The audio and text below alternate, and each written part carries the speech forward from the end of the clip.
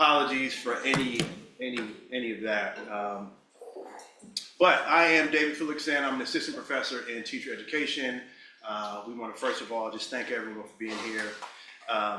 You can clap on that.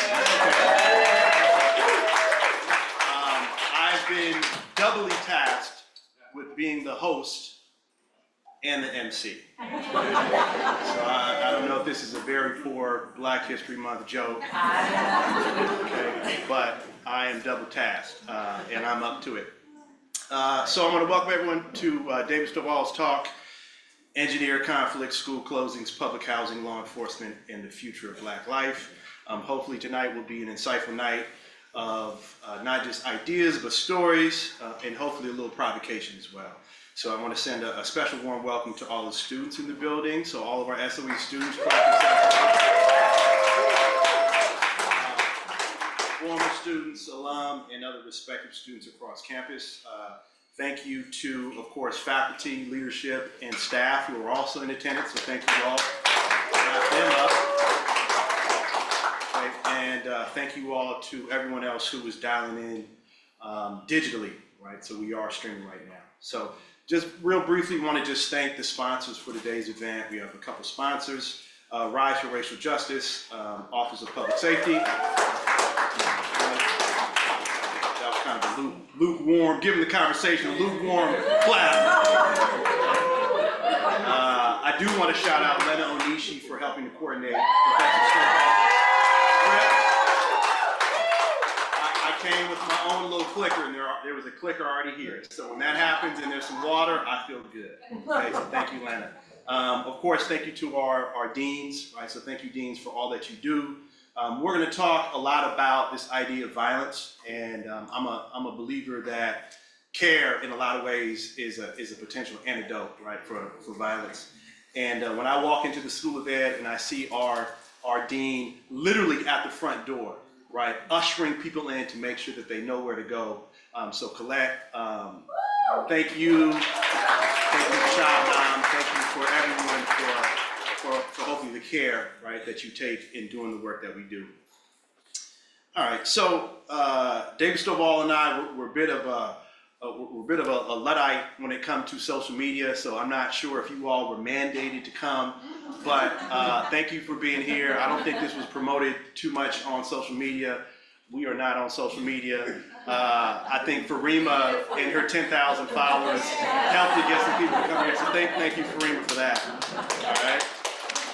But Stovall and I would be okay with having this conversation on our own. So thank you all for being not just kind of privy to the conversation, but we really want to help and ensure that you all are part of the conversation. Okay, so if you didn't get a chance to kind of look at some of the questions in the back of the room, where is your home place? How is your sense of place informed? How you see yourself in the world? Fodder for us to think about with Professor Stovall talking about his experiences situated in Chicago and what it means to kind of be a quote-unquote native ethnographer, a native anthropologist, a native scholar who is from, breathing of the soil. For myself, as a lifelong resident of Oakland, situating my work in that community, kind of, right? So we want to invite people to think about what that means in your context, in your own terms.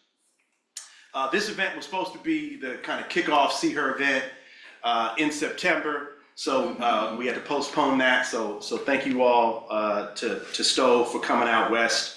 But See Her, the Center for Humanized Education, strives to increase institutional and collective capacity to impact public consciousness, policy, and practice in order to build stronger movements toward justice. So the center provides a space to engage in critical reflection, including the generation, application, and diffusion of high-quality, rigorous research and knowledge in solidarity with local and global communities, striving for transformative action to create a more just future.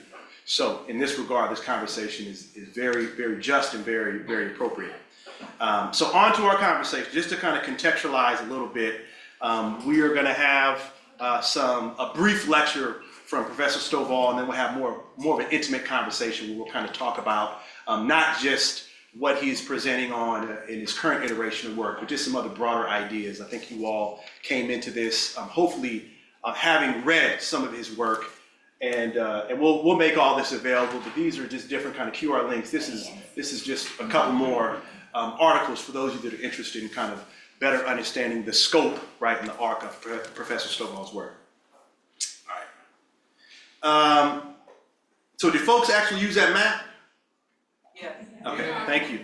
We had a couple good students. Right, thanks, Helen. And hopefully all the geopolitical boundaries were accurate. Hopefully Africa was the right size and it's right in the middle. But more importantly, hopefully you were able to locate yourself on that map. Okay, and so to invoke the late and esteemed Bell Hooks, this idea of home place, right? Where is your home place, right? What has changed? What still remains? And we hope that in posing these questions in the act of locating yourself, whether you use the push pin or not, at least 3 ideas, right, were invoked. Okay, 1, okay, and we think they're pertinent to the conversation. So 1, materiality. Okay, so the material. The naming of a place, your relationship to a where that matters to you. 2, the temporal and the significance of time. What has changed? What remains and the reasons why. And 3rd, the ideational. Okay, so what ideas guide how we understand the types of relations, the types of relationships that we have in those spaces and how we understand to do this work. And so when we're thinking about this project to create a home place, right, what was, what is, and what will or can be in the future, we've invited Professor Stovall to speak on his work and his experiences, okay? But we want folks to think about these ideas, space, time, and really the aspirations, right? So as far as my own context, okay, I grew up and came of age in Oakland, California. As a young adolescent, 1990 to 1992, the doorstep of my teenage years were fraught with negotiating a social spatial landscape where, for those of you that are familiar with Tupac's words, I could see death was around the corner. And so the early 90s were the city's peak epidemic of gun violence and homicide. Culturally, Oakland also provided the psychological, the emotional, and the cultural context in which I and my peers learned how to skillfully navigate that landscape, right? Providing forms of cultural capital, knowledge, and tools to colloquially, as we say, keep your head on the swivel.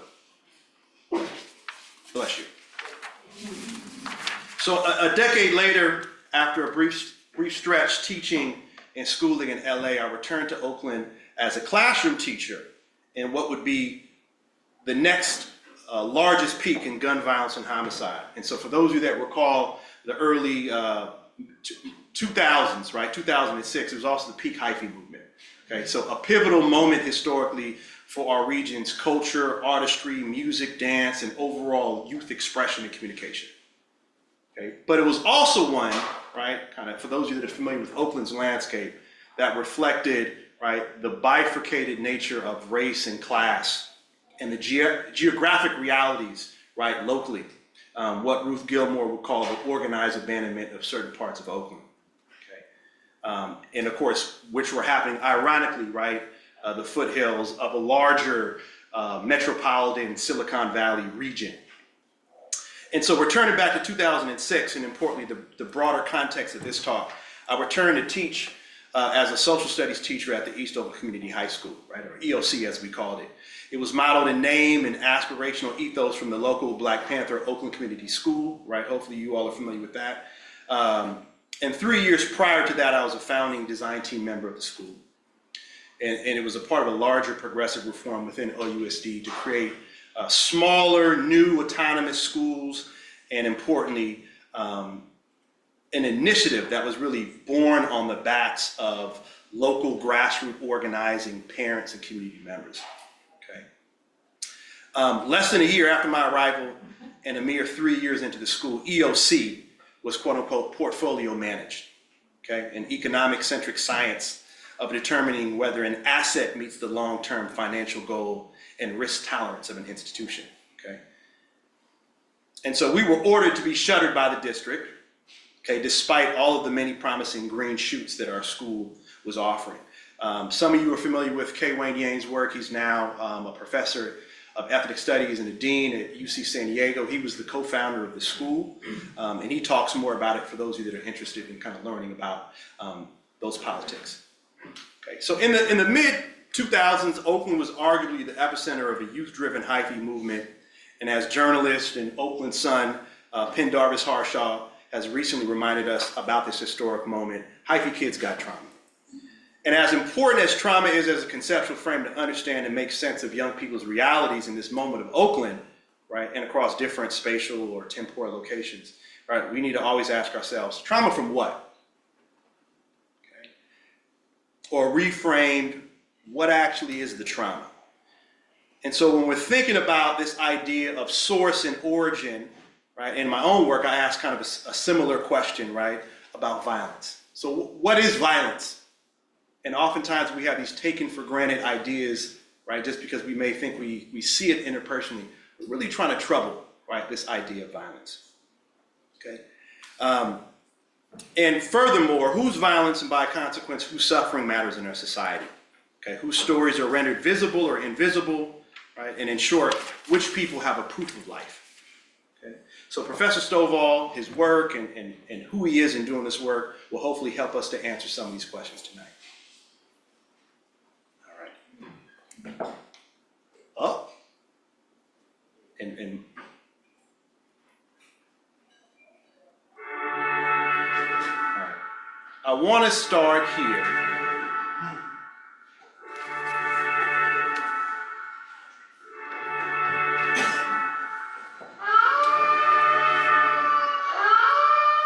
Okay. And just by quick show of hand, anyone remember this album?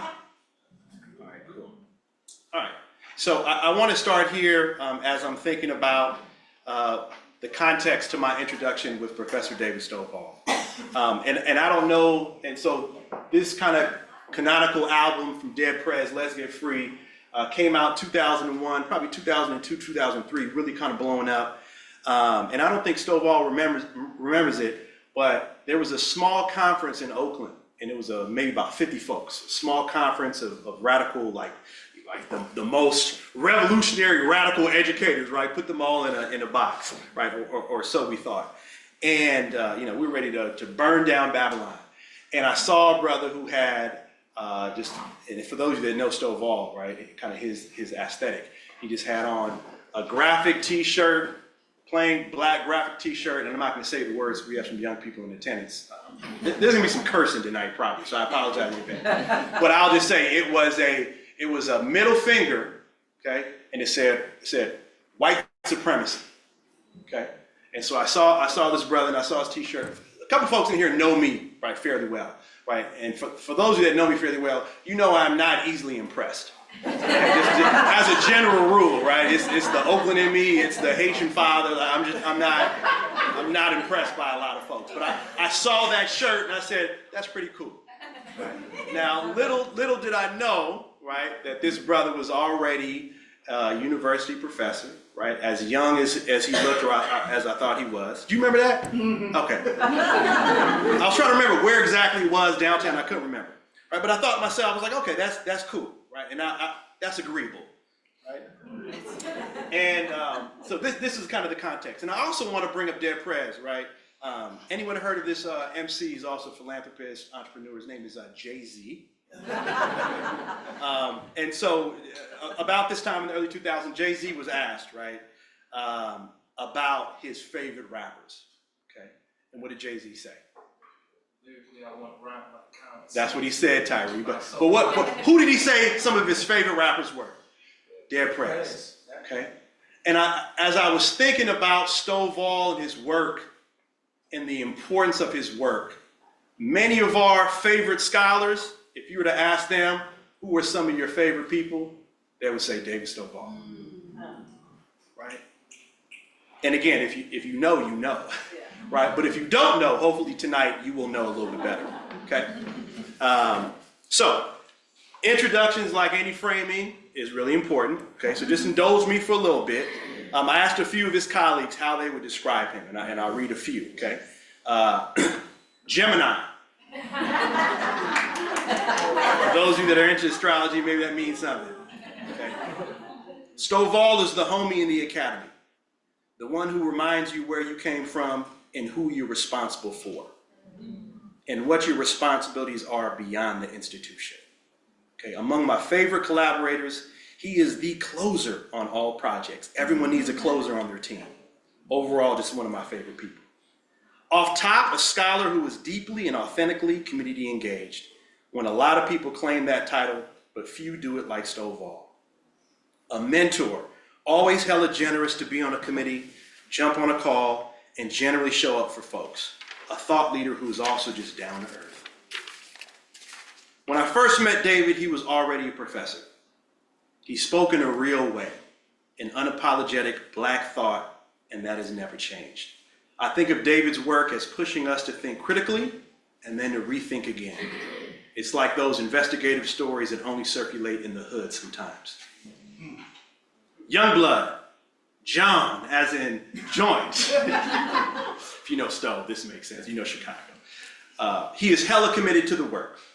He strives to be in solidarity with the people that he organizes with and really organizes in integrity and checks in. He's caring and thoughtful, but he's also militant in his work, loving and gentle in his organizing. He's a both and. Dave's brilliance, energy, and charisma can be dazzling, but what should never be lost is that Dave always shows up. He reads the books, gets the evidence, and does the work. He's not some summer soldier who's only there when it's safe and convenient for him. He's an everyday fighter, a steady comrade, a brother you can count on day in and day out for the long haul. Okay, so I'm gonna read his formal bio now. Right, so David Stovall, PhD, is Professor of African American Studies and Criminology, Law and Justice at the University of Illinois Chicago, UIC. His scholarship investigates 3 areas: 1, critical race theory; 2, the relationship between housing and education; and 3, the intersection of race, place, and school. In the attempt to bring theory to action, he works with community organizations and schools to develop curriculum that address issues of equity and justice. His work led him to become a member of the design team for the Greater Lawndale Little Village School for Social Justice, SOJO, which opened in fall of 2005. Furthering his work with communities, students, and teachers, his work manifests itself in the involvement with the People's Education Movement, a collection of classroom teachers, community members, students, and university professors in Chicago, Los Angeles, and the San Francisco Bay Area who engage in collaborative community projects centered in creating relevant curriculum. In addition to his duties and responsibilities as a professor at USC, he also served as a volunteer social studies teacher at the Greater Lawndale Little Village School. Okay, so without further ado, and absolutely no pressure, no expectations, our friend, my brother, Professor David Omotunso Stovall.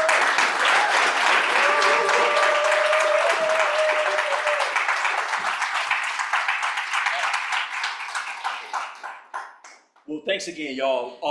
I want to make sure that things get picked up on the stream because I usually am a little allergic to microphones, but I know we got a situation for folks who are at the crib.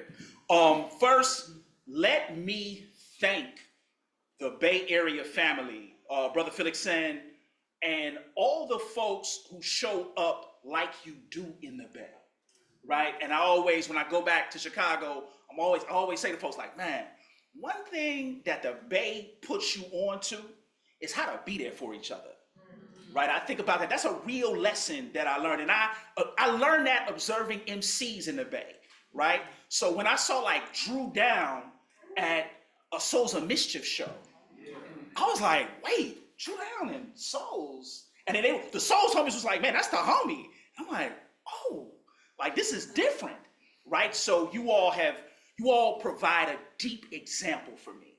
And you all also keep me alive, right? So I want to thank the School of Education, Dean Shabnam, Sister Colette, for even thinking about someone like myself to come through, because I'm hella used to being uninvited to places, right? And especially in this moment of CRT, you know, I get a whole lot of Stovall, you can't come.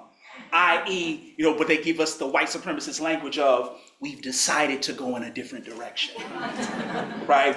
And we know what that is, right? So I just want to thank you all from the bottom of my heart for having someone like me. I mean, I see Beverly LT, man, I mean, my former high school student came through today. So shout to Brian Cabral for coming through. So man, it's a whole lot of love. Christian, Bill, Body, you know, Ty, Cam, you know, it's really Rick. These are folks that I know in real time, right? And who have shown up. So it means a lot to be here and in the way that you've allowed me to be here, right? Because there's some things that I think become important when we talk about cities like Chicago and what you all have experienced here in the Bay, what we're seeing in places like Palestine, and thinking about the current moment and not running from it, right? Because in too many instances, we fear what white supremacy will do. But it's really around understanding this is how white supremacy operates, and here's what we are willing to do because it operates in this way, right? So, and I especially want to thank somebody for dealing with me in a whole bunch of different ways. And she actually traveled with me tonight. So I want to thank my partner, Irene Wanisa, for even feeling as me as somebody to even be dealt with. Right, so I gotta throw that shout. So you all have a local poet here by the name of Tongo Easton Martin.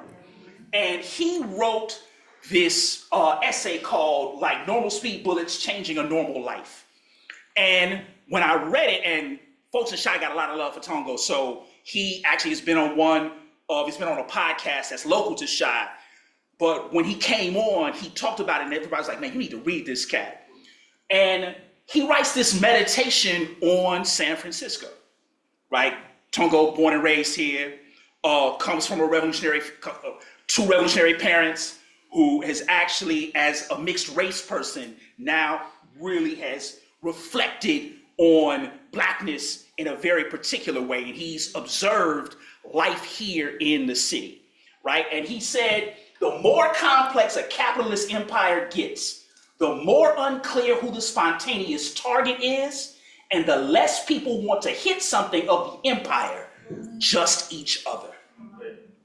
So now the question becomes, how does a city make you fight each other without recognizing what is oppressing you?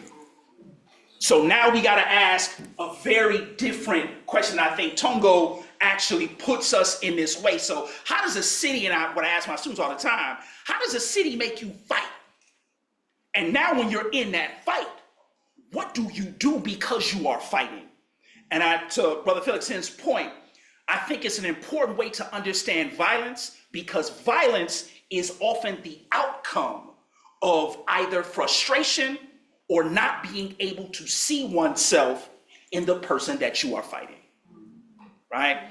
So this, I operate from a couple of different questions, right? So this idea, what makes people want to hit each other and be reluctant to strike back at the system that has largely engineered the conditions of marginalization, isolation, and containment?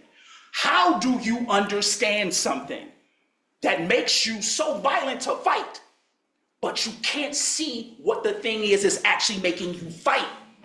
And you only see the person who is the object of your frustration as the person to fight, right? So now, how's the disposability of certain Black people in Chicago positioned for prolonged, permanent, structural punishment in the form of state-sanctioned violence in schooling systems, housing, and law enforcement? I asked this question about Chicago, but I could also ask this question about Palestine. Because now when we talk about something like collective punishment, how does a city like Chicago experience a collective punishment? The city of Chicago has a very clear delineation around who is valued and who is disposable. And it will move at every given moment to remind you of the relationship between the two, right? And then, what are Black residents of Chicago doing to address the situation while building new realities for themselves and the people they care about? So it's a question of abolition, but abolition not as a destructive process, but abolition as a commitment to build, right? So despite these conditions, there are Black people in Chicago who actively engage in a refusal and have made it upon themselves to do something different, right? And a lot of times in this moment, because the world is so heavy, it becomes more difficult to see the people who are actively refusing and building, right? And I call this process engineered conflict, right? So you all don't have, in the Bay Area, you all's gentrification is very subtle, right? Unless you're from here, right? So for people who are from here, you now experience that disorientation, right? Brother Felixine told me once, he was like, man, I go to these spaces and I know them at one time to be my own, but they are now something completely different, right? So many of you have had these experiences where you might go to a block and you look at the cross street, but nothing there is what you remember.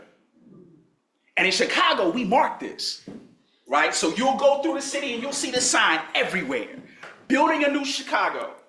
And the question for me is always, for whom? And under what conditions? Who is deserving of this new place? And if they are deserving of this new place, what is being put in it, right? And this is part of a plan that actually originated in the 1970s called the Chicago 21 Plan, which identified 21 geographic areas in Chicago. We call them wards. So 21 geographic areas that were targeted to address white flight. So building a new Chicago is a continuation of that 1971 plan called the Chicago 21 Plan. Now, for architectural historians and urban planners, they say, Stovall, you're too early.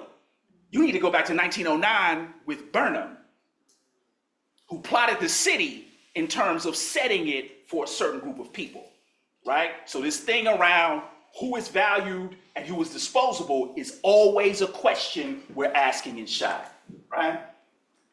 Now, to y'all in the Bay, this is about average, right? They're like, oh, I'm looking at this because in Chicago, what do you mean $1.3 million? What? And y'all like, shit, that's next door, right? So this thing around really putting that into context. So in Chicago, if you got $1.2 million, and if you live right up the street from where I work, you can get a condo with an elevator that takes you to your living room.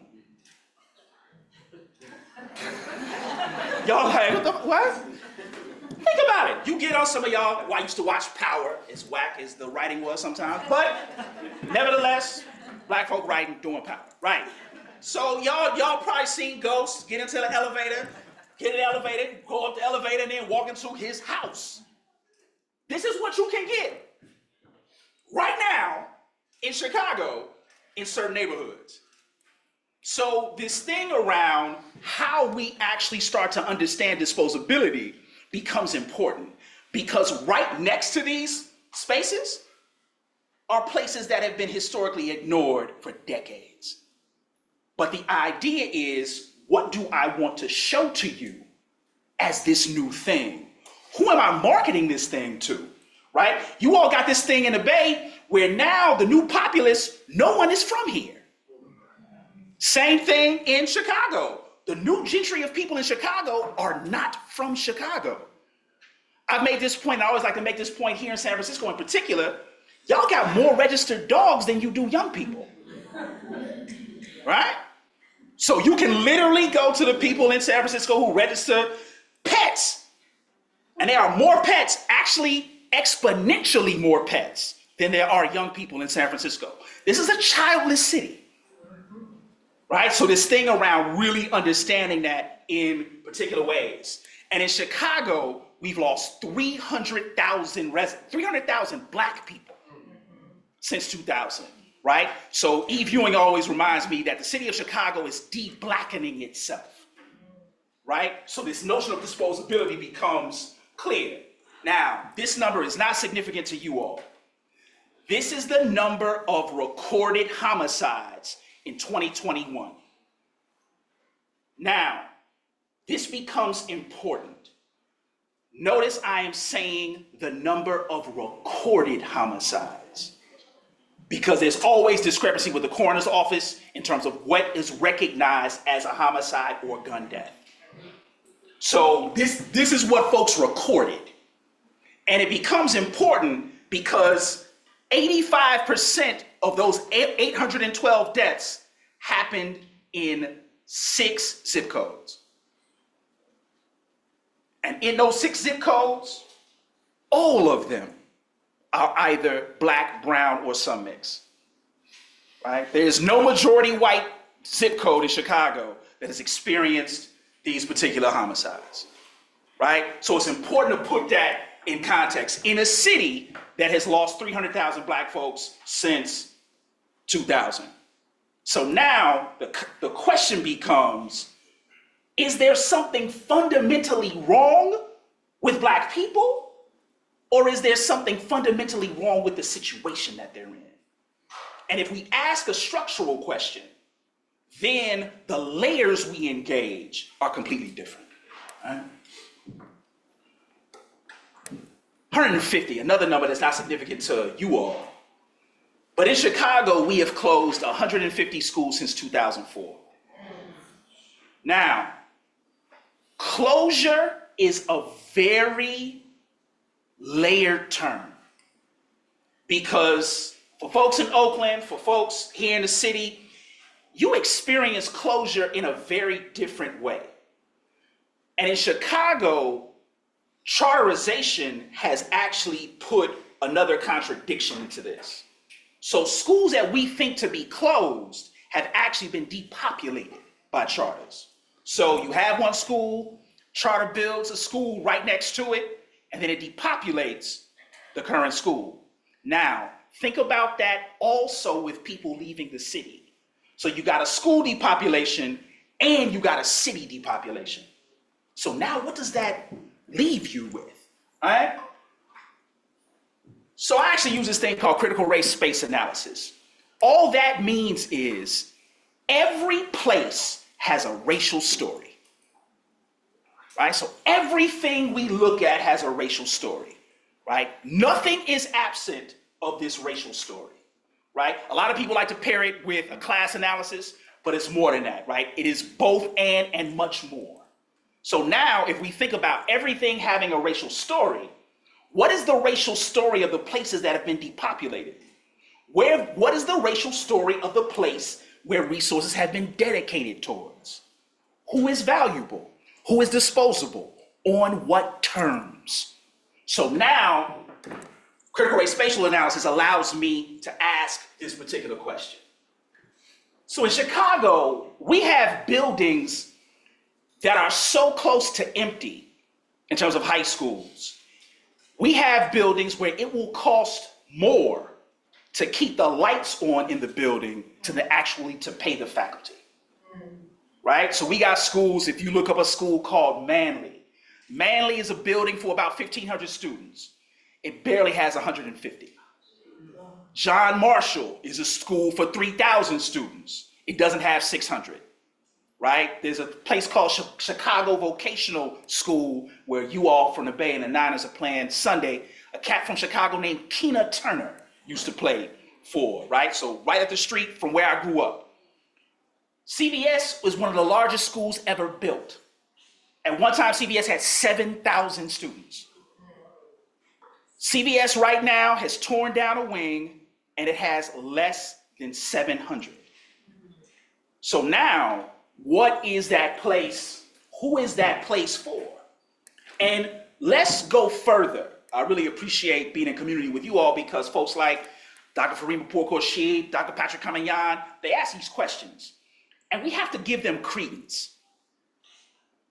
Is it a beneficial situation for you to stay in that school that has been depopulated? Because if you got a per student allotment equation to fund it, then those resources aren't there. And are we asking young people to sit in their dehumanization when they got schools right up the street that are abundantly resourced? And what does that pull from you as a young person seeing that every day? Who are you going to fight? And this is what we know. Most violence is displaced. So for the psych folks out here, for people who are thinking about, futures of working with young folks and teaching young folks, Many times when young people are mad, the violence that they engage is not about the person that they engage a violent act with. It is from something that they have experienced before the violent act occurred. So now we got to think about what is that displacement, right? And then, so in Chicago, those schools, in 2 or 3 years, there will be no choice but to close them. So now we have to think about this. What does this mean, right? So just a quick mapping. If you think about this, these are all the types of schools that have been closed, right? And that white line is a place called State Street. State Street had the largest collection of public housing in the world, right? Until 1995, right? That was the Robert Taylor homes, because, nationally, you all hear Chicago like, oh, Cabrini Green. The largest place in the world, Cabrini wasn't even part of that, right? So, and not to discount what happens in Cabrini, but now to think about a place that we don't even get a conversation about, right? So the Robert Taylor homes, next to the Robert Taylor homes was the Stateway Gardens, and then there was the Illinois Institute of Technology, then there was the Dearborn homes, then there was the Harold Ickes homes, and then there were the Hilliard's homes. And the Hilliard homes actually was designed by an Italian architect, and they actually have it's been declared a landmark. So now if we think about this relationship, so that State Street corridor, you're talking about anywhere at its height, 35 to 40,000 people. Let me ask y'all, how many high schools serve that area? 1. All right? Jean-Baptiste Pont du Sable, right? Or y'all may refer to it as du Sable. All right? So when we think about these places, now we have to think about how this closure works, because this is what we also see. The places where those closures happen is where you have the highest concentration of destroyed public housing. And you also have the highest concentration of homicides. So now when we start to think about this in a particular way, we now have to review what's happening. And I don't want to, the point of tonight is, I don't want folks to leave and be like, damn, we heard Stovall talk, he said it's all fucked up, we all gonna die. No, that's not it. Right, because a lot of times people will get in that, Stovall just came with the reign of terror and death. No. But there are things that people are doing that we need to pay attention to that now allow us to envision what a particular abolition future could be. And I want to pull up the name of an organization, and you can look them up. They got a website. They're called Ujima Medics. Ujima Medics is a really important grouping of people. They are a grouping of Black women who were former healthcare workers, who started to teach community members on how to treat gunshot wounds. And their rationale was, the police ain't coming, the ambulance is not coming. What are you willing to do?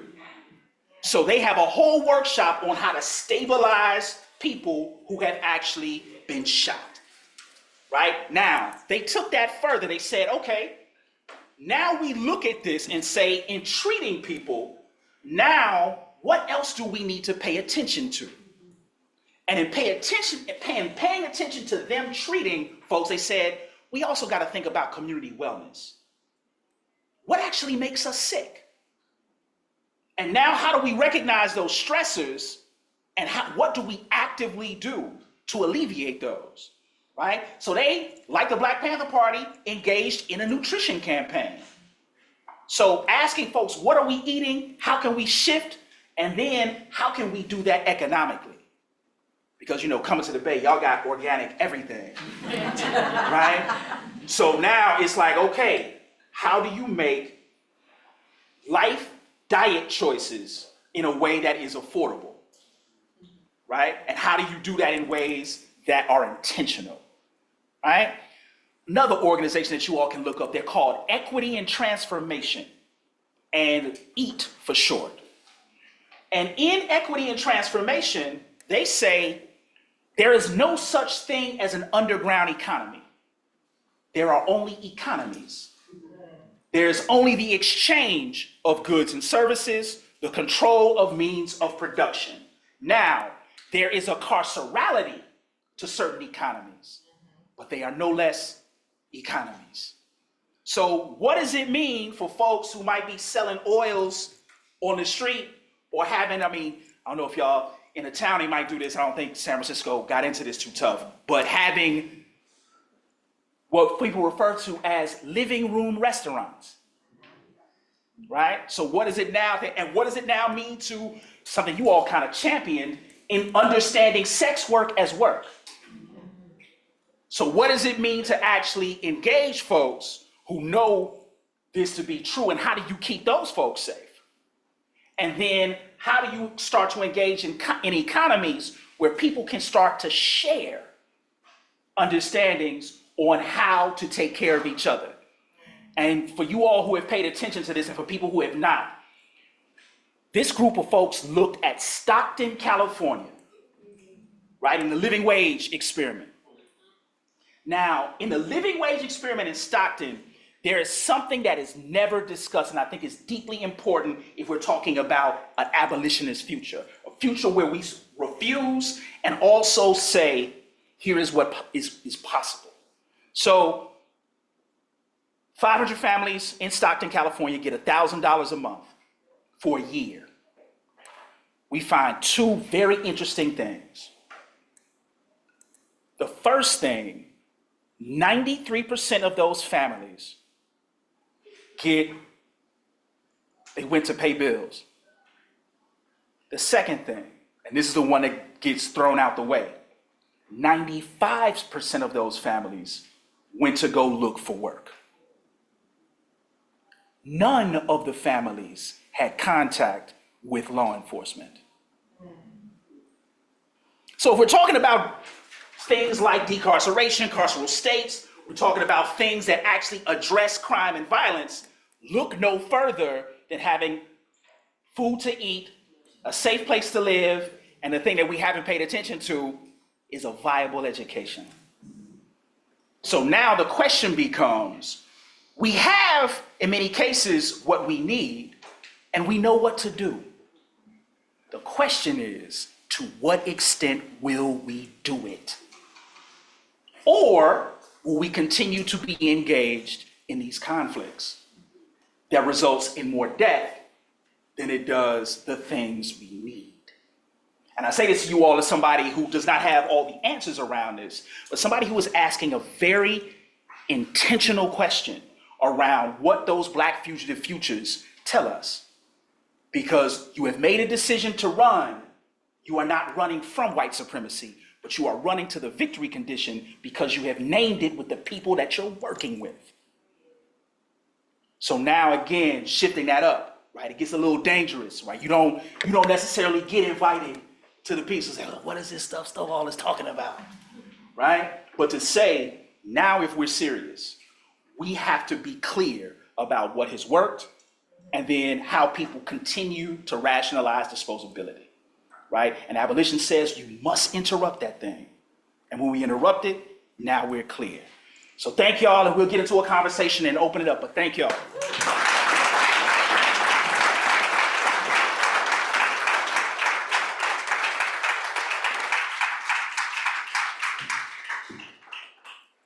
Stove wanted to do a mini lecture. The mini lecture was. I see you, PowerPoint. Right. Well, man, yo. So thank you for that. So, your folks here okay? Yes. Okay. All right, so we thought it would be a little bit just kind of more inviting to have not just kind of a lecture style for Stovall, but we wanted to kind of engage some questions with a little more intimacy, so we thought this fireside chat would be a good way to do that.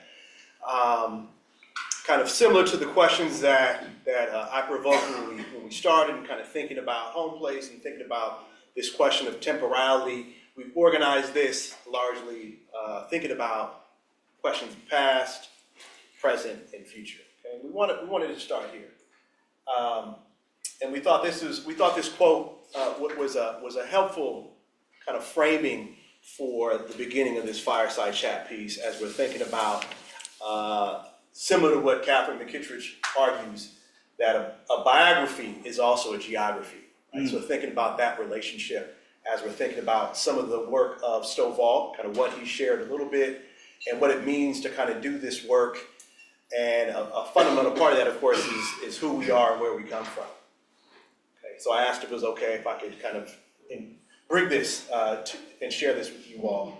So I wanted to start here, right, and thinking about this idea of biography is geography, geography is biography, and really kind of thinking about Stove, just how you understand home. And, you know, we have a really good friend of ours, professor at Northwestern now, Kiana Ross. You know, Kiana Ross always talks about, you know, her own kind of when did you notice something was wrong with the world, right? Kind of, you know, matrix moment.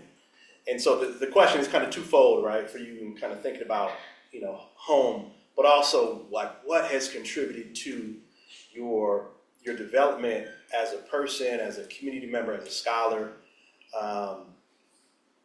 You know, when you realize that and just who your people are and how that's helped to shape that. So. And just something real quick, y'all. So these are my parents, and this is on their 60th wedding anniversary. And this, the young brother sitting down is my Uncle Malone, who just turned 101. Right? And that's my mom, who is the youngest. My mom is the 8th of 8 and the only girl. And next to her is her brother, who is the second youngest. So when we think about home, one of the things that comes up, so my mother and father grew up in a place called the Ida B. Wells Homes. And Ida B. Wells Homes was actually the first public housing unit built in Chicago. And the first public housing unit built in Chicago for Black people, because there was the Jane Addams Homes that was built, but they had a restrictive covenant that only a few Black people were allowed in. So this was actually a home that they come from a place that was built specifically for Black people who came up in the Great Migration. My mom still goes to a picnic every summer by a group of people who call themselves the 39ers. Now, the 39ers just mean 39th Street. So that's where they grew up. So when my mom goes to this picnic, it's this entire intergenerational group. And you just like, man, and my mom is she's energetic like me. Like I would always fear going to a party when I got up to adult age, because I was worried I would run into her. Right? I mean, she's live like that, right? But she would always say, like, yeah, y'all, I'm about to go over here to the 39ers party. And I'd be like, man, 39ers, but seeing home in that way, right? So it's this recognition, and ironically, where they grew up does not exist anymore. It is open land. But they go to that space, like Eve Ewing talks about, they go to that space to mourn home.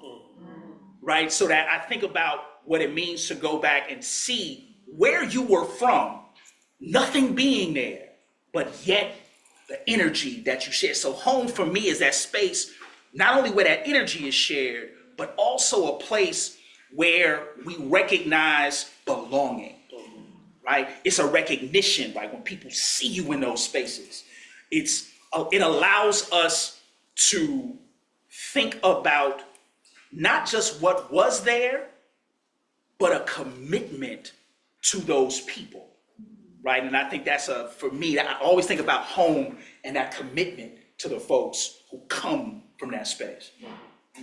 One of the things, so my mother passed some years back, and so I come from a very small family. And one of the things that I had to reconcile in coming back to Oakland, right, is when your people are not there. Yes. Right. What happens to your relationship to Yes. space or place? Yeah. Right. And I think it's pertinent, right, when we talk about a context like Chicago, right? And I thought this was, you know, not just how beautiful your family is, but again, what are the lessons, right, from, you talk about like the literal, right, avenues, southern and otherwise, right, and the stories, the connections, the points of belonging that are a part of that, right? And I think, and part of this question for me was also, right, we have teachers in here, but we also have, right, teacher scholars and researchers, right? What does it mean, right, to do this work with the type of integrity that is recognizing, right, is striving to, right, caretake these stories, right, that need to be a part of how we understand what it means to research, to teach, okay? And I think it's also ironic, in a lot of instances, and we wrote about this in our autoethnography, all these stories that your family has, like the rich layers, right, the messiness at times that my family had, right, oftentimes, right, is just completely glossed over. And these narratives, right, that sometimes we even parrot ourselves around, what does it mean to be a Chicagoan, or who's in my classroom, right? So I thought it was a really kind of important starting point, right, for us. And I think it's important for folks to kind of understand that positionality. And just kind of given time, I'm gonna probably skip over a couple questions, right? I've heard you talk a lot about this text, right? This kind of classic Derek Bell for folks that are familiar with kind of, right, the architect of kind of CRT. We have a lot of teacher educators in the room right now, so maybe just kind of an abbreviated kind of question. But, given the irony of kind of where we're at, on one hand, I think last year, and for folks that don't know, Stovall's birthday, your birthday is Juneteenth, right? Juneteenth was federally recognized as a holiday last year, right? Right, and so you have kind of the irony of that, right? Given our social political context, kind of anti-CRT, anti-woke, right? All the legislation, kind of. If I'm a teacher, how do I understand that landscape, right? How do I make sense of that, given your work over the last, two or so decades, and your training in CRT? Kind of what would you say to a young teacher who's trying to make sense of, right, what to do, what not to do, but also just to understand what in the hell is going on right now with CRT? Myself and Doc Porcorshi just had a conversation with a teacher in Los Angeles right before this talk. And one of the things that and she just framed it, I think, beautifully. She was like, given this current moment, how the hell do I teach, right? And I think one of the things to say to folks is that we live in a moment where historical accuracy has become the threat. Right? So this thing around really understanding that, what does it mean to teach when historical accuracy has become the threat? Meaning that if you engage in the accurate, now people will come for you. And I think another thing that becomes really important, and a lot of times when we talk about good teaching, we also think about it as maverick teaching, right? It's just this soul teacher. Let me give you workbooks, young person. Fuck out of here, right? That thing around saying, if you are engaged in any justice condition, you must understand it is never if they are coming, but it is when they are coming. And are you prepared for when they come, right? Because they will come for you, right? Many of you saw this thing that happened 2 weeks ago here in Hayward, right? Where a vocabulary program for kindergartners. And one of the board members said to the person who was in the space, he said, you should be strung up for this. This is a board member saying this to a person. You should be strung up for this. And I'm saying to myself, if this is the moment, then now we have to be prepared, right? So it's never about thinking that because you do something that is right, normal, that is good, that you will be rewarded. We live in a moment where that has now been weaponized. I sit here in the presence of Krista Castrillo, right? Who understands this every day and now has still worked to engage this with young folks. But you have to be clear about what it is that you do, because white supremacy will come and try to use your words against you. right? So now you have to be clear. I think that thing around just being very clear about as soon as you say justice, as soon as you say abolition, as soon as you say critical race theory, as soon as you say LGBTQAI rights, as soon as you say Palestine, they coming, right? Don't fear that. Know that it's going to happen. So now how do we operate in collectives with people, right? How do we now start to think about our work as collective work as teachers in opposed to an isolating work? So I think those really become important because in too many instances, we're surprised by it. But white supremacy told you, right? That it's gonna come, right? And it's not gonna come just easy. It's gonna come as hard as humanly possible, right? They are coming to take heads. Have no fear of that, right? Because if you're a collective with folks, then when they do come, you're now ready to engage in ways that will allow you some sustenance. Because this is the thing, back to the question, the number one reason for teachers leaving the profession is not the young people or the administration. It's isolation. Because if I isolate you, I can beat you. Because I can have you think that you are the only person who is doing this.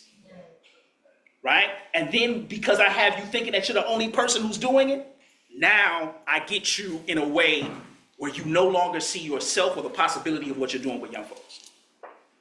So let's stay here. Okay. So you made a couple references to teaching, classroom context, school context. And I'm thinking about this question. I'm thinking about even referencing your bio, your work with Sojo, right? And so I was on the Sojo website last week, right? Again, and you've written about Sojo extensively. You've written about the community-based organizing struggle that it took to open up this space that was responsive to the actual needs of the community. Now, fast forward 2 decades, even in the quote-unquote ideal, right, archetypal social justice school, you have, right, police academy, firefighter police academy, okay? So I'm thinking about the contradictions of doing this work within this space, okay? I'm thinking about, and again, you know, we've experienced this, right, our own kind of experiences as young people in schools. You have an article entitled, Schools Suck, but They Are Supposed to, right? And we kind of chuckle at that like we're like, yeah, right? Like we all know. We all know we have that kind of response to schools as an institution and their limitations. Yet, what are we doing? Right? We are leaning into, right, our school-based work. So I want you to kind of talk about, in your own kind of sense of what are the possibilities, or rather the impossibilities of us engaging some of these questions within that space. Is it futile? Right. And make it make sense. Yeah, and man, look, I want to shout Kendris Watson and Tiffany Marie because they always remind me. They ask me this question: is the school irredeemable? Is it captive? Right, or is it captive? Right. So I think the thing that we have to grapple with, and again, having this conversation earlier tonight, we have to say something as educators, right? The U.S. schooling system was never intended to educate anybody, including white people, right? So I think that has to be a starting point, right? So the education that you get is often in spite of the school, not because of it. So now, as educators, are we serving as the interlocutor to say, all right, here's what's possible? So the question that I'm asking myself is always, can a school be a place where education happens, right? Because education and school are not the same thing, right? So school, your rewards for being able to regurgitate the rules of white supremacy.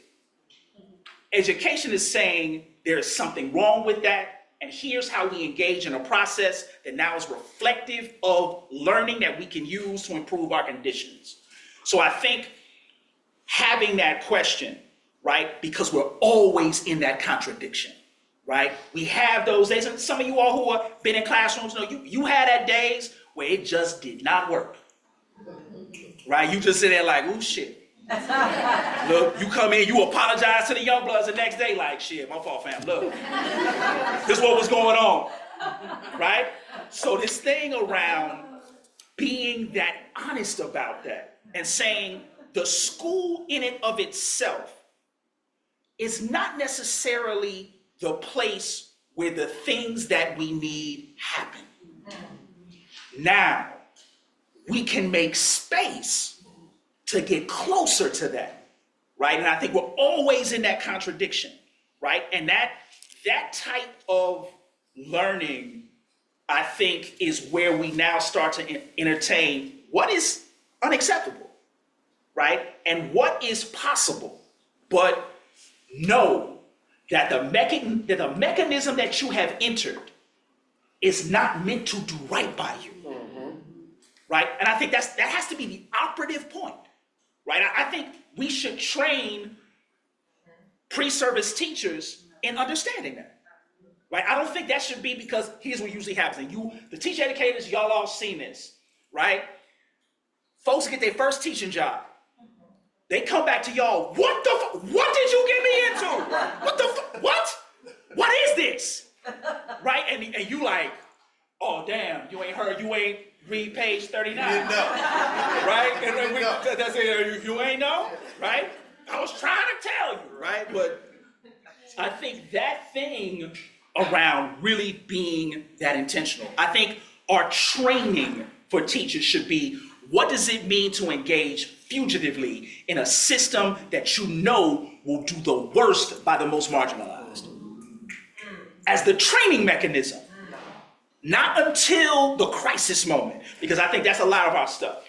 Like we get in that, we wait until the crisis moment, and you're like, no, homie, it's fucked up right now, right? And young folks are reminding you constantly, right? So I think that thing around being that intentional, right? So there's actually this program out of New Hampshire, right? And I was like, who are these people, right? And they have trained folks in this anti-colonial teaching.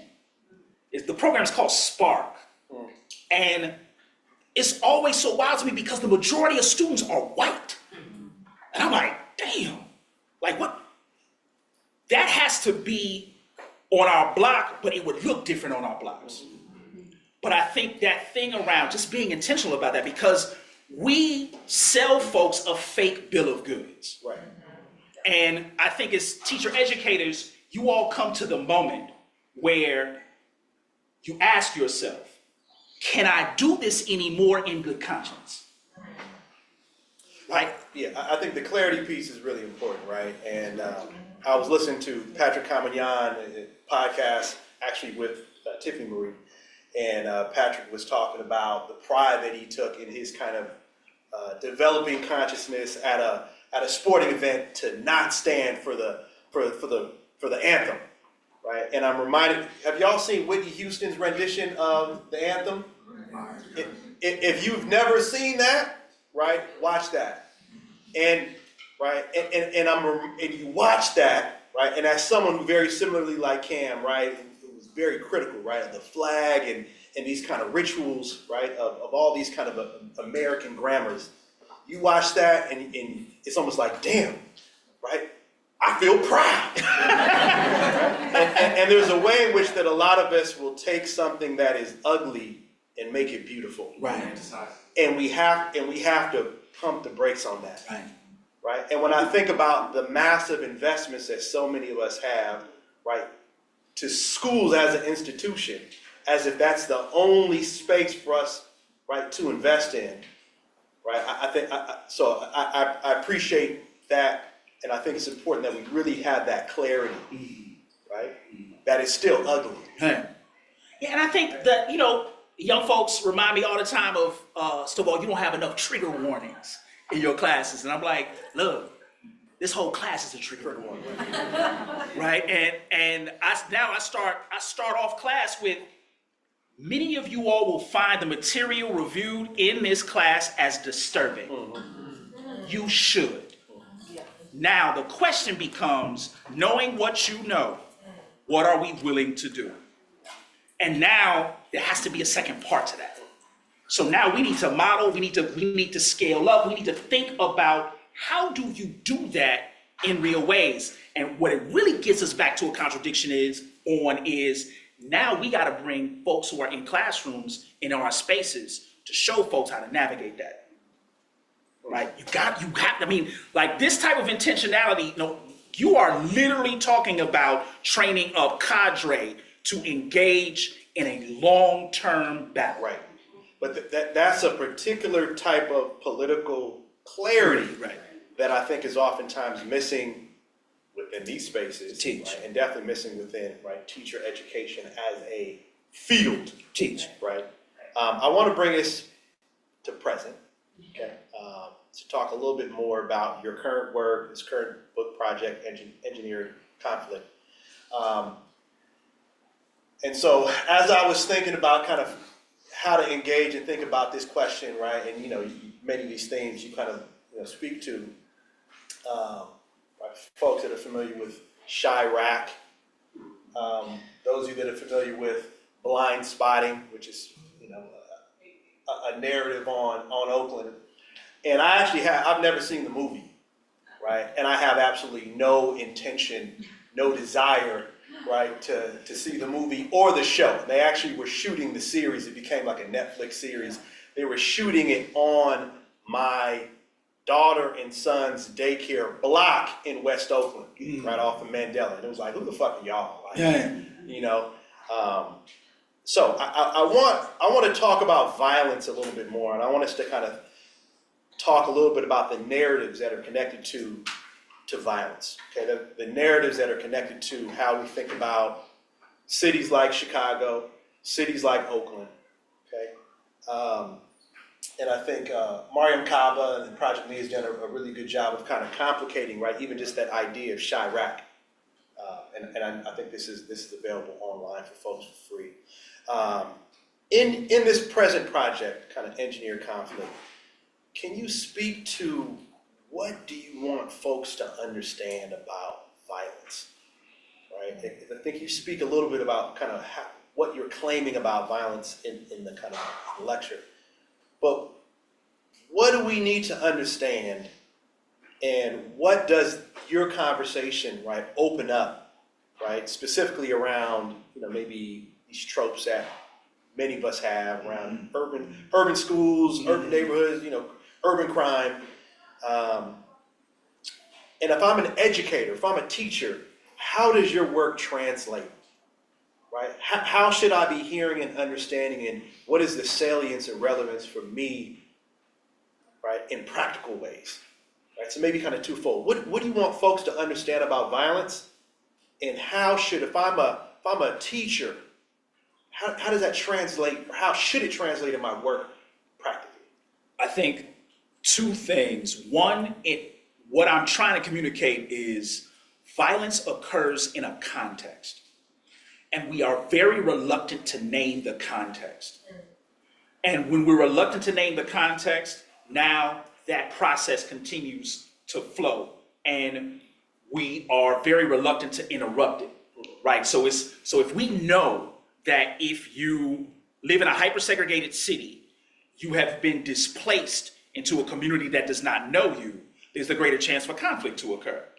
So now what would it mean to have things like accessible housing, full-term employment, viable places to learn?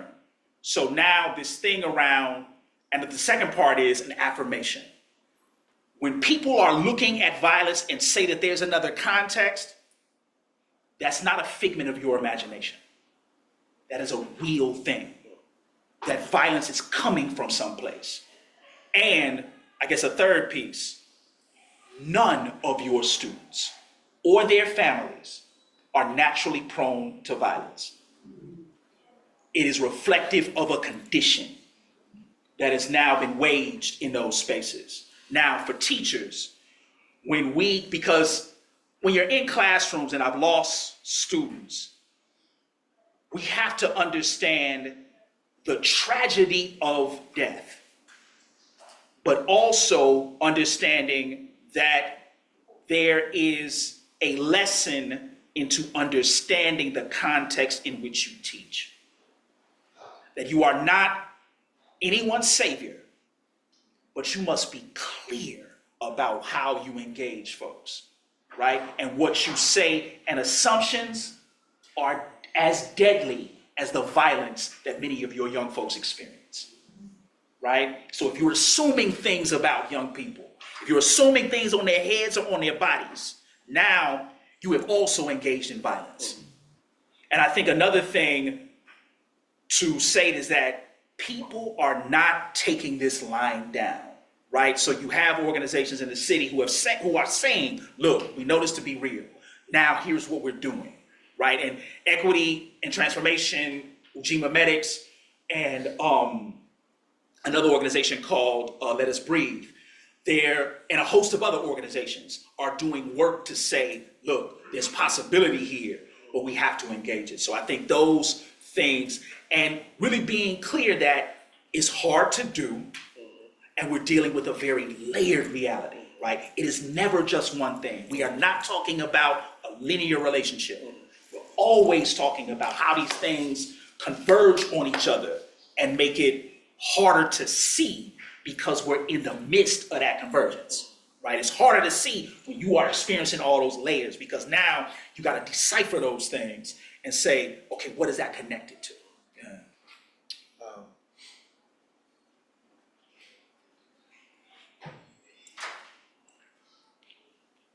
So,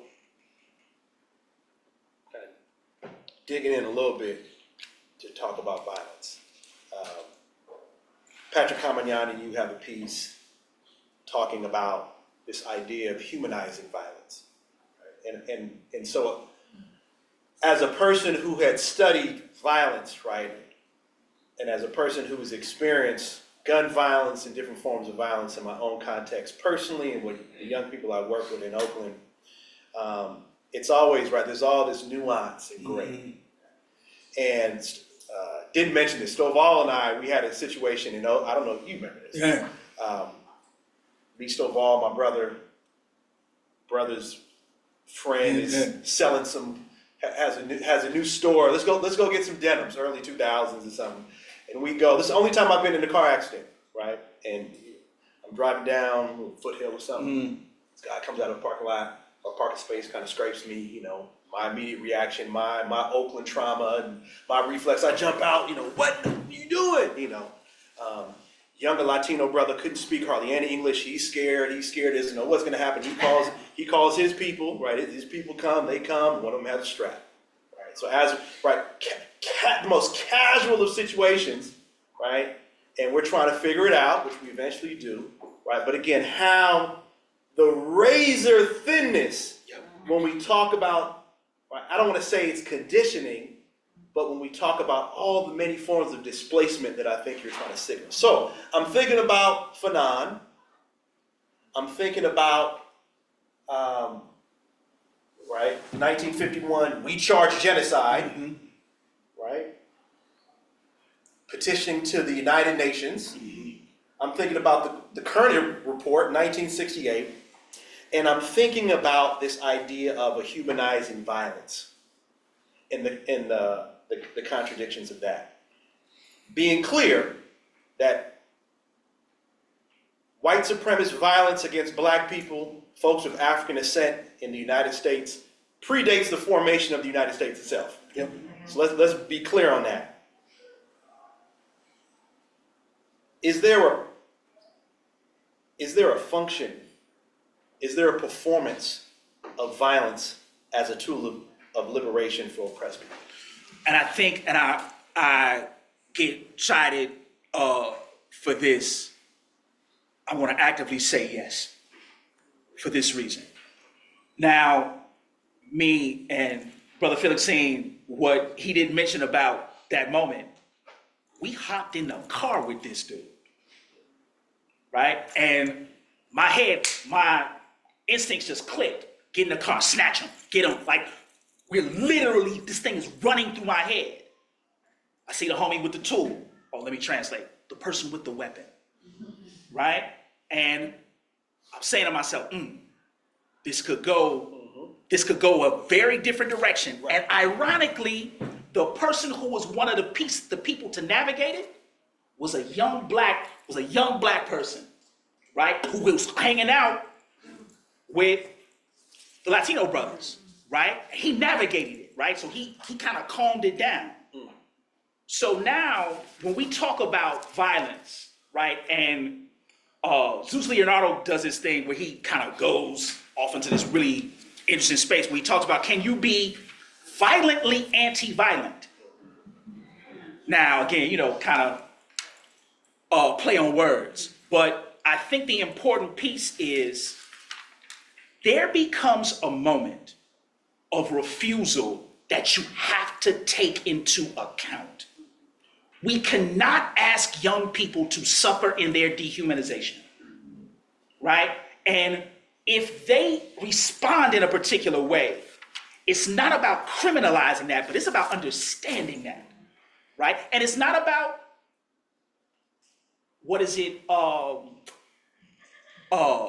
pandering to that, right? Because I think that's another thing, right? Because we can pity that. But it's not about that. It's about understanding it and really understanding that there is a moment where you have to come up against oppression and say, what are you going to do? And I think that's missed when you look at Gandhi's work.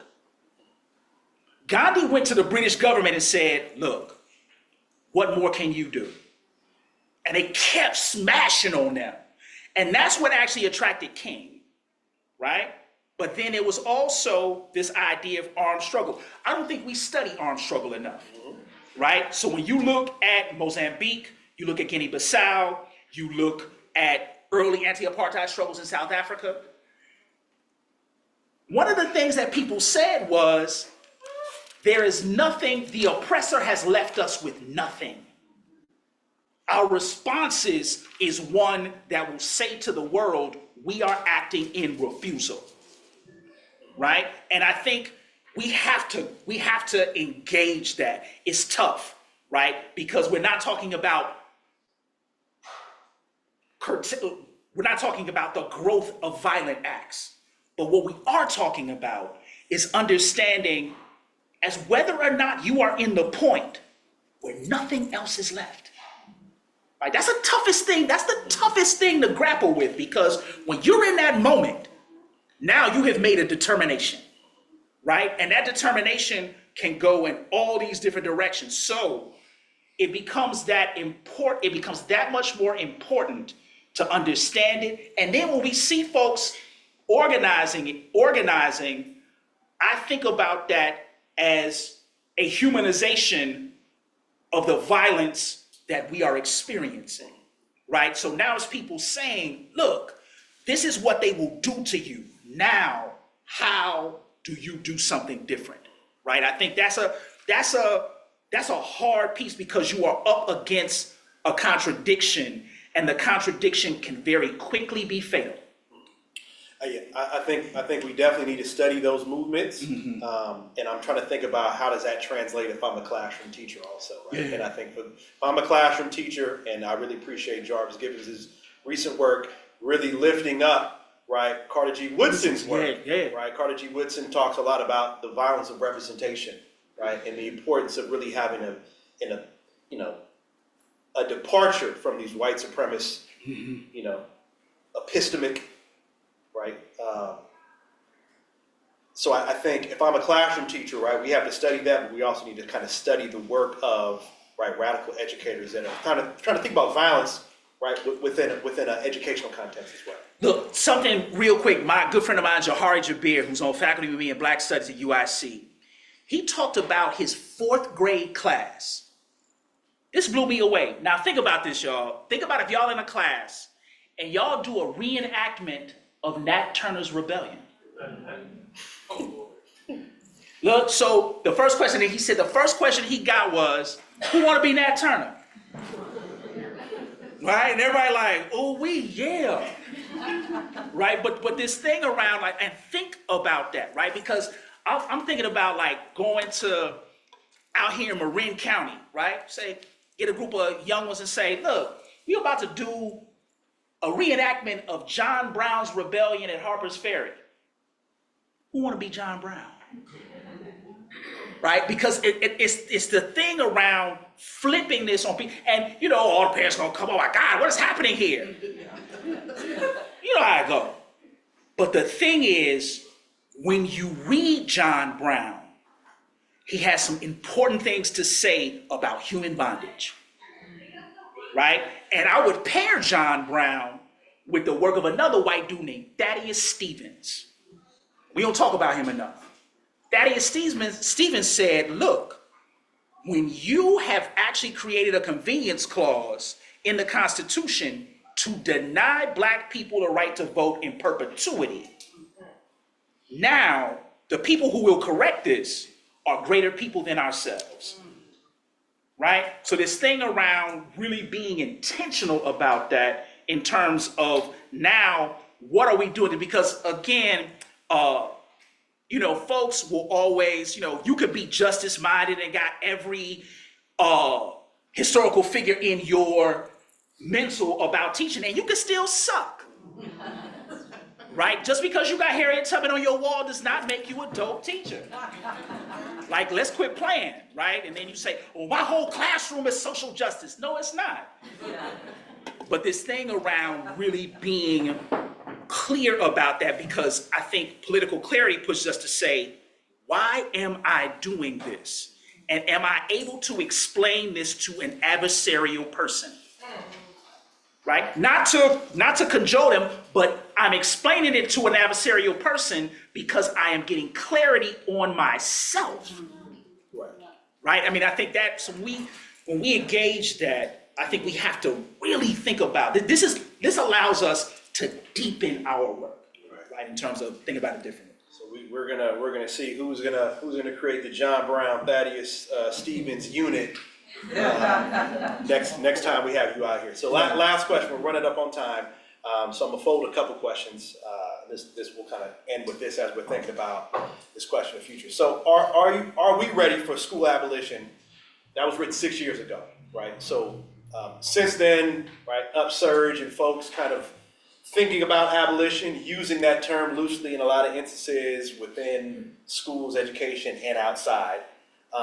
So as you think about that work and you think about, right, green shoots, arrows pointing forward,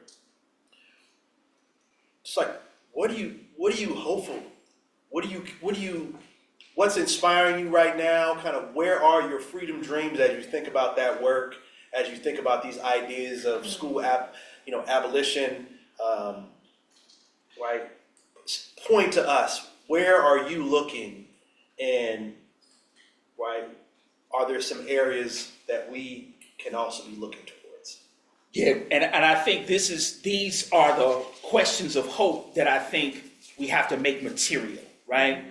So just this past week, you know, Chicago is one of a few cities that have made a public declaration around a ceasefire. The story that's not told outside of Chicago, the group of people who deeply influenced that were high schoolers. So about 300 high schoolers walked out of class and walked to City Hall and just camped out in City Hall, demanding the vote. So they were deeply influential in shifting that. And right before I flew out here, I got a chance to go to a high school in a Chicago suburb called Evanston High School. And they had the freshest Black History Month program I've ever seen in my life. Right? And you could tell it was young people generated. Like, they have one host, they had 4 hosts. Right? They kicked it off, they had a dance contest. Right? Because, you know, and folks get all into their bag, you know, what is this? This is supposed to be like, to hell with respectability politics, dance contest, right? Continuing, they had a song, they had a space where they had to continue, they had to fill in the lyrics. I was like, yo, they do it. They brought their homies out, a dance crew. I was like, yo, this is cracking, right? And I promised them that I would tell y'all, I was like, yo, I went to this it was cold. Like, I couldn't, and that's a Chicago term, cold. But it was so refreshing to see when you open up possibility for young folks to name what it is that they're trying to do. Things will look different. right? Because it wasn't just somebody talking didactically. It wasn't somebody standing at a podium saying something. I mean, they let me get into the crowd, talk to folks. I mean, it was, man. And they said when they called me, and to their credit, they called me. They were like, look, we found this dude on YouTube, right? And they literally called me. They was like, look, our counselor is about to contact you. I was like, oh, damn, all right. So she contacts me, shout out to Lauren Hamilton. She contacts me, she's like, man, will you get on a call with my students about the space? And they were like, man, and when they got on, I was talking to like 15, 16, and 17-year-olds. And they were like, look, man, the last John, it wasn't really hidden. So this is what we gonna do. They was like, look, make sure you tell us a story about you. We won't be hearing nothing else. Because, folks be talking about all of this stuff, and then they said, don't come at us with the ways that adults usually come at us. And I was like, oh, this is what I had the whole presentation was turned up. Like when y'all had like that, it was almost like a hyphy, right? I mean, I'm like, this Black History Month. But the future is saying you have to let young people inform you about their world, right? So that thing around really being able to engage that is really hopeful for me in terms of seeing the capacity. So now we got to think about what mechanisms do we use to open up the capacity, right? And that when you do that, it's different, right? It's going to look different, sound different, feel different, right? And I'm telling my partner, I'm calling my mom. I'm like, yo, it was cracking, right? I was like, dude, I wanted to stay, but I had to get on a plane. But this thing around really being intentional, I think our futures will deeply be determined to the extent that we are willing to bring folks who have been marginalized to the center of our analysis to do a different set of work. Yes. History has always told us that is how change occurs, right? The margins come to the center to do different work, right? And that allows me to reimagine some possibilities, right? And things that we think to be mundane, but to really be liberating, right? Are really liberating, because those things that we so heavily curtail are now brought to the fold in ways that allow us to understand it differently. And I'm reminded of, some of you all have studied places in Brazil called citizenship schools. Citizenship schools, there's a town called Porto Alegre. And in Porto Alegre, they have a practice where they believe that it is the responsibility of the entire community to engage in skill development and learning. So there's a part in that learning where the kindergartners, what we would call kindergartners, but it's really folks between the ages of 4 to 6, they teach elders, right? So this guy showed us his video, and the kindergartners were directing the elders in a play that they wrote. What? Right? And the elders were having so much fun with it. Because they were just like, yes, this is what it is. And the idea was for the young people to see possibility. Right? And think about how they did this. They said, you allow young people to see possibility because you put them in community with the people who love them the most. The elders. Right? So this thing around really thinking about that, I was like, man, and these things that we think to be mundane, right? But I would say that is liberatory, right? So that's thing around really putting that in real time. So I know we're at time. Stowe with the most Bay futurity, right? The future needs to be hyphy. Professor David Stovall, y'all.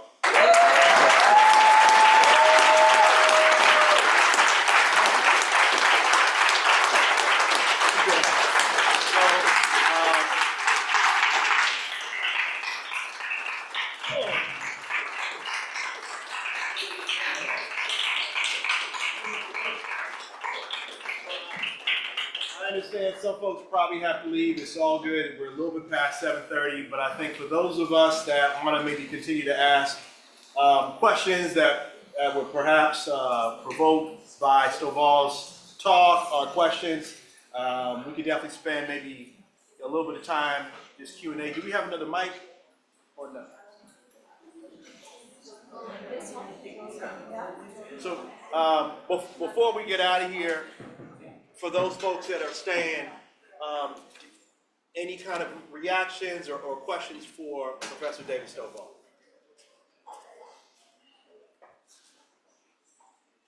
I just want to, is there a mic or? I don't need to be on a mic. We can pass this. We can pass this one. Yeah. Yes. Thanks, Tom. I just, hi. I think it's on. Can you hear me now? No. I'm a job student in the IB department in school education, and I just want to thank you for coming. And as a person who thinks about time and studies time for many years, I just want to say that what you said tonight really, we used together with actually like this documentary that I went to called A Rising Tide, a documentary about Oakland and homelessness, and we used together all these different concepts. Origin, the movie night that we put together, but just thinking about all of that in the last week and ending with your talk, it's so clear that this is our time now. Like, it's our time, and we need to step into that, and really, this generation has to decide what we're gonna do with these structures. Thank you.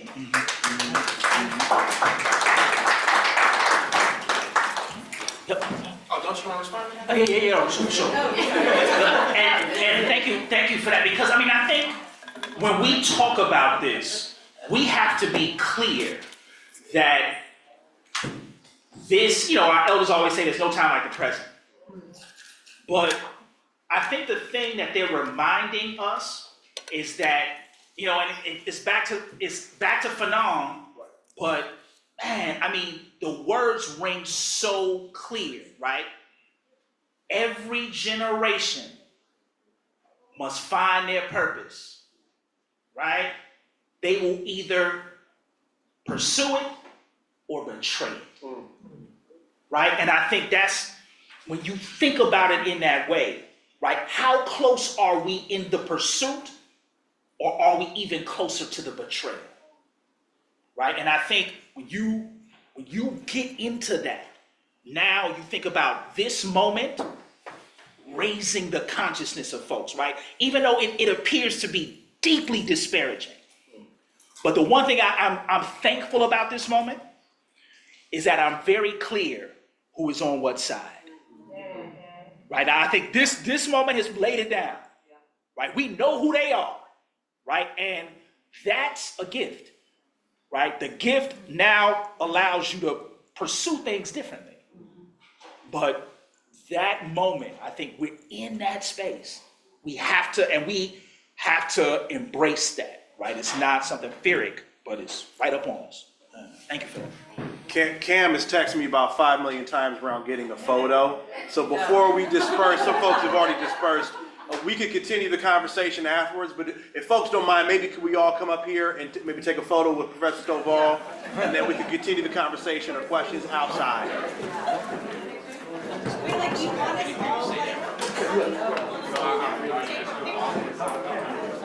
How do you all know? We on the stage?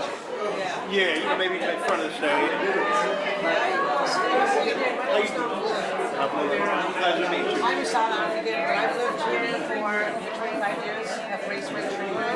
That's my marriage. Where are you going? I know, yeah. Yeah, because